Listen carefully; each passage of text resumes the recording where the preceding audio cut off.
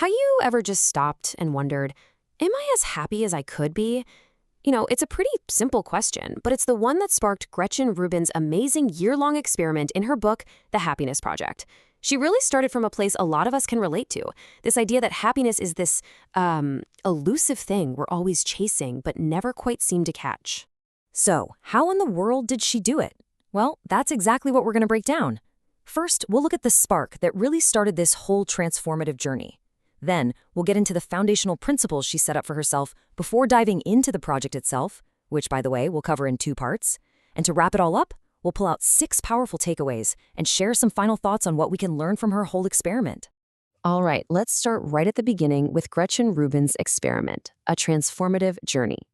So Gretchen Rubin had what pretty much anyone would call a great life, a successful career, a happy family. But one day, she had this thought that just popped into her head and would not let go. Could I be happier? That one little question launched her on this structured, year-long quest to actively find more happiness in her everyday life. The Happiness Project is the story of that journey, and believe me, it's packed with practical strategies and insights on what really brings us joy. And here's what makes her approach so incredibly powerful. She wasn't looking for some dramatic life overhaul. Nope.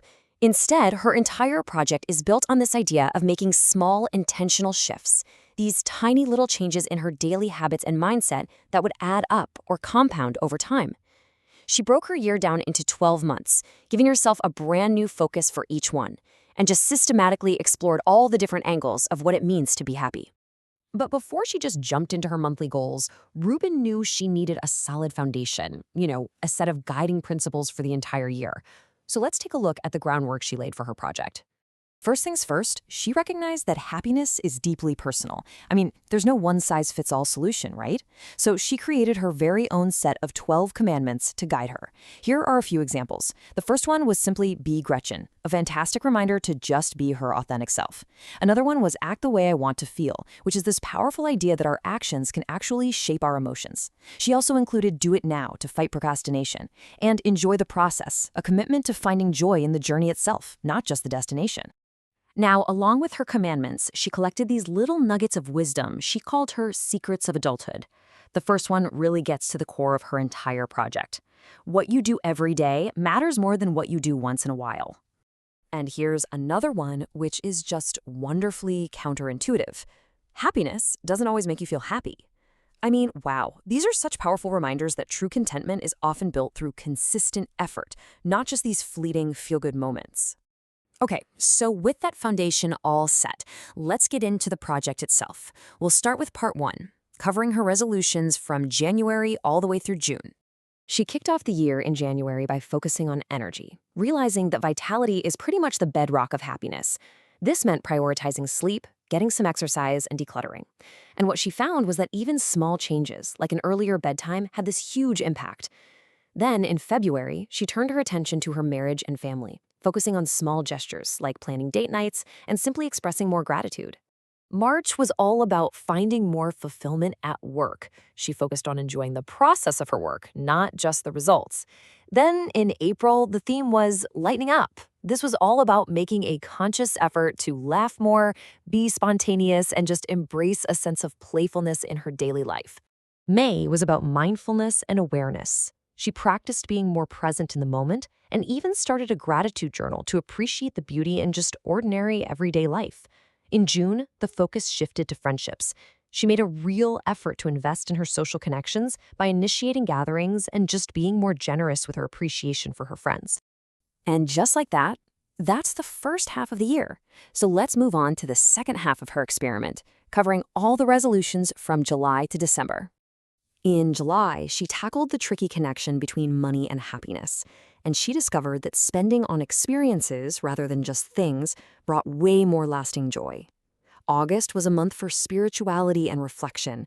She explored things like meditation and philosophy, finding that these quiet moments of contemplation helped her feel more grounded and connected to a sense of purpose. September was all about pursuing knowledge. She dedicated time to learning new things and just embracing curiosity, finding that intellectual engagement was a key part of her happiness. Then, in October, she doubled down on gratitude, actively practicing it and realizing just how powerfully it shifted her perspective and improved her relationships. November's theme was giving back. She focused on acts of kindness and community involvement, discovering that profound sense of fulfillment that comes from generosity. And finally, December was for reflecting on the entire year, celebrating her progress and reinforcing the crucial lesson that happiness isn't a destination, but it's an ongoing practice.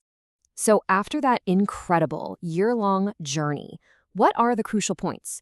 Let's move on and really distill it all down to 6 key takeaways from the whole project. So, what did this all boil down to? Here are the 6 biggest takeaways. First, that small changes lead to big results. Seriously, it's the daily habits that matter most. Second, that happiness is contagious. Your own joy can literally ripple out and affect others. Third, the importance of self-awareness in knowing what actually makes you happy, not somebody else.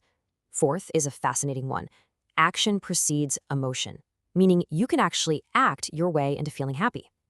Fifth, that gratitude and generosity are absolutely essential. And finally, number 6, that mindfulness and just being present really enhances joy.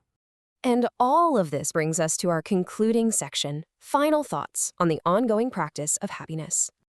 Ultimately, Gretchen Rubin's journey is just this powerful reminder that happiness isn't found in some radical, life-altering event. It's built through small, intentional shifts that we make every single day. Her project proves that happiness is something we can actively work on, and it really offers a practical roadmap for anyone out there looking to bring just a little more joy into their own life.